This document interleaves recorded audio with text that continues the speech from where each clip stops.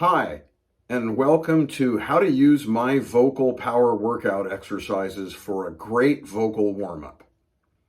In this video, I'm going to walk you through how to use the vocal power workout exercises, what to listen for, feel for, be aware of, and in a separate video, I'm actually going to walk you through the exercises themselves. So if you don't want to listen to the why behind it, you don't have to every time. Let's start with, why should any singer warm up their voice before they sing? This is the exact same reasoning, or the exact same reasoning exists for doing this that it does for anybody to do any kind of athletic activity or anything that you do with your muscles, from dancing to riding a bike to playing a sport to on and on and on. Why do we warm up before we do these things? There are three main reasons. The first one is a warmed up muscle is less likely to be injured. The second reason is when you warm up muscles, you increase endurance. You can work them longer before you get tired. And the third reason is a warmed up muscle it helps you have more range of motion. So if you're warming up a shoulder muscle before you play tennis, you can stretch farther. In singing, we have two main components of the vocal mechanism that are muscles. Your abdominals play a huge part in taking in air and expelling it, and also creating power. But many people don't know your vocal cords are muscles, and they have to be warmed up. I like to think of them as your vocal hamstrings, which I've talked about in other videos. So the range of motion in singing has to do with being able to sing higher and lower, increasing your range, pretty much. So in the beginning, these exercises will be for building strength, building coordination, and warming up your voice before you go to use it. As you get in the groove of doing these, hopefully daily, over a longer period of time, once you've established a really base core of strength and of coordination, these will be useful to maintain the shape of your voice. And also, as you become a better and better singer, part of what will make you a better singer is your ability to adapt to any kind of issues or challenges you have. If you wake up and your voice sounds like this and you've got an important performance tonight, in the past you might have said, I'm going to have to cancel. But the more you can learn how to use these exercises as one of the main tools in your singer's toolbox, you'll be able to exercise during the day in ways that you can open up a compromised voice, and it will allow you to still be able to perform. So let's talk about some of the principles involved in using my vocal power workout exercises. First, you always want to focus on making a clean sound. And a lot of folks don't even really know what that means. That means, first, that you don't have any unwanted noise in your voice, because you can use noise intentionally as an artistic dynamic effect, and that can be great. But the first thing you want to do every time you do these exercises is focus on making a clean sound. Another thing having to do with the tone that you want to focus on is singing what I call a darker vowel color. Instead of la la la la la la la la la, which is, I promise, not one of my exercises, you would want to go more towards la la la la la la la la la. And I have other YouTube videos on how to sing bright and dark vowel color and why. So you may want to check those out. The big why of singing darker is that you have to open the back of your throat more to sing darker. That stabilizes the tissues in the back of the throat. That helps you get rid of unwanted noise. It helps you sing higher notes with more power much more easily. Part of what I want to share with you today is that it's really easy after you've been doing any warm-up exercises to start spacing out and thinking about paying the bills, or did I leave the iron on in my living room when I left the house, as opposed to really focusing on what you're doing in your exercises. In other words, you have to really listen while you're singing these as opposed to just hearing. Don Campbell, in his great book, The Mozart Effect, said hearing is simply taking in auditory impulses, letting sound go in your ears and hit your brain. Listening is processing, identifying, selecting, and remembering those impulses.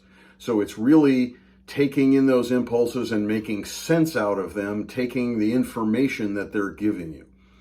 The bottom line is it means you don't want to just zone out as you're doing these. You really want to listen and feel. And occasionally, if you get in front of a mirror, get in front of one of your devices where you can see yourself, you also want to watch what you're doing. All of these information streams are going to help you get more out of your vocal power workout exercises. Part of what you will be doing when you do these exercises is diagnosing where your voice is at today or at this moment in time today. You really don't want your first glimpse of your voice to be in front of an audience. You want that to happen earlier in the day so that you can make adjustments and use another set of exercises to help you adapt, change, make adjustments, and make your performance a lot better and a lot easier and a lot more fun.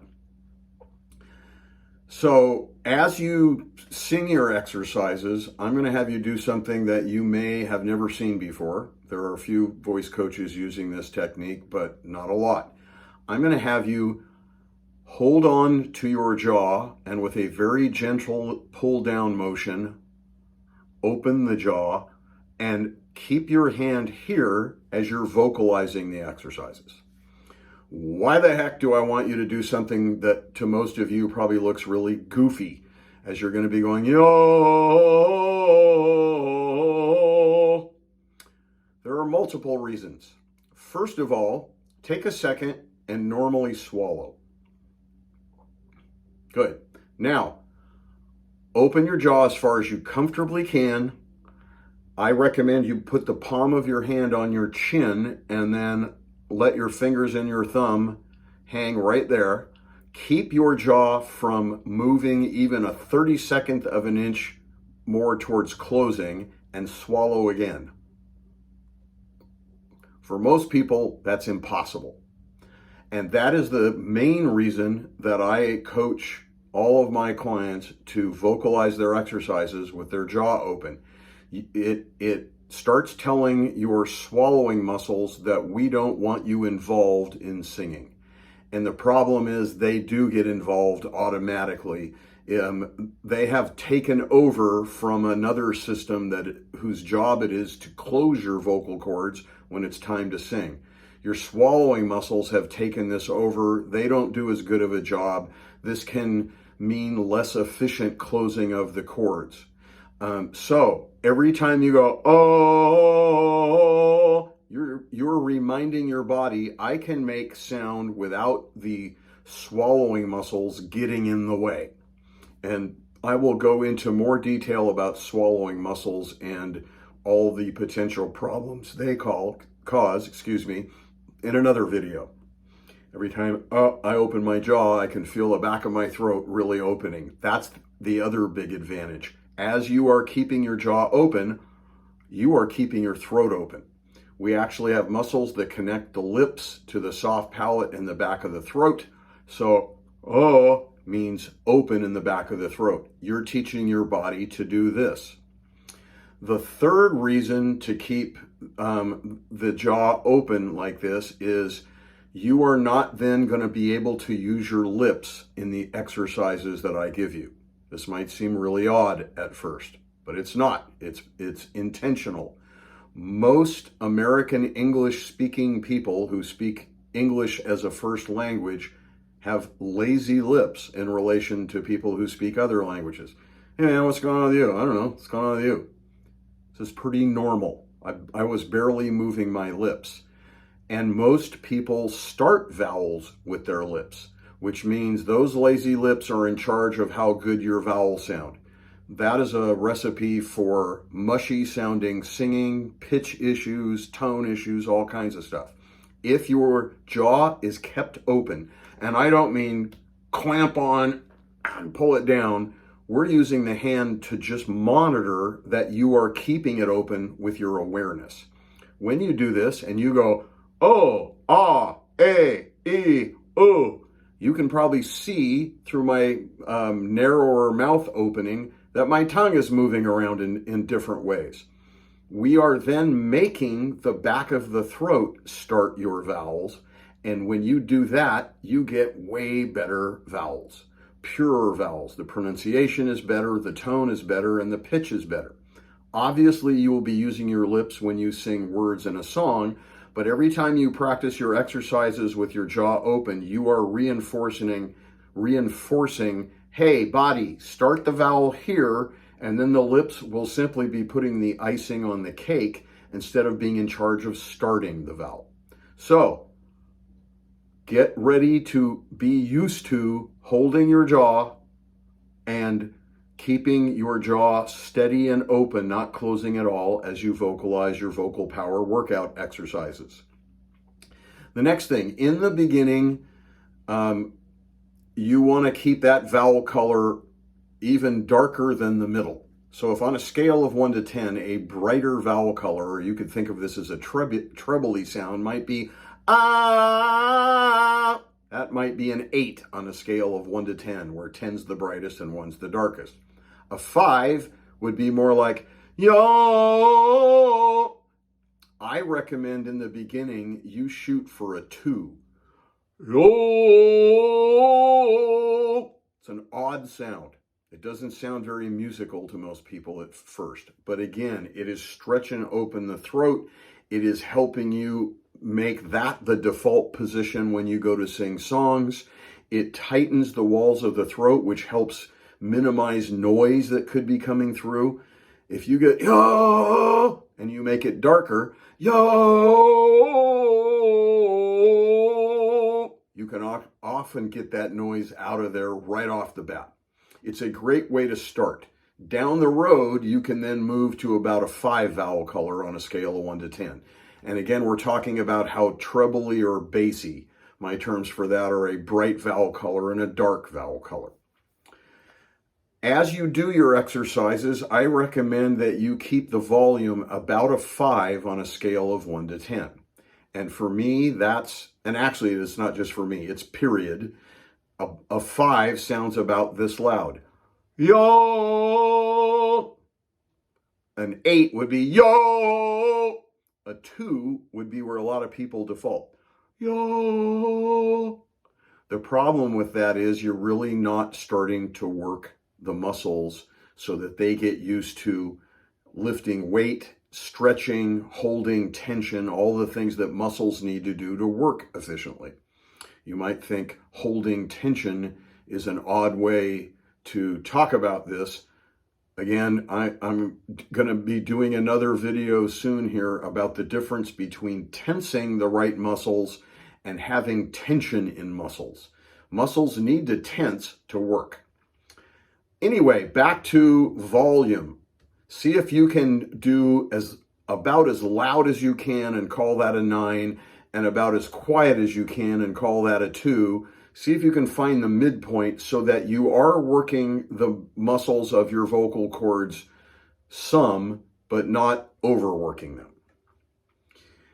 Let's now talk about breathing. I'm not going to get into my Bosnian belly breathing in detail here, other than to say it's my method of jump-starting your body to returning to the way you breathed when you were born, the way we're intended to breathe when we sing. It has to do with expanding the belly. I will turn expanding the belly, which will take air in, and lifting the belly in, which will move air out. You're going to want to do this every time you sing a line in one of the vocal power workout exercises. I define a line as a sung chunk of music that has space before it and after it. Yo! That was a line. I expanded before it, and as I was vocalizing that line, I was lifting my belly towards my backbone.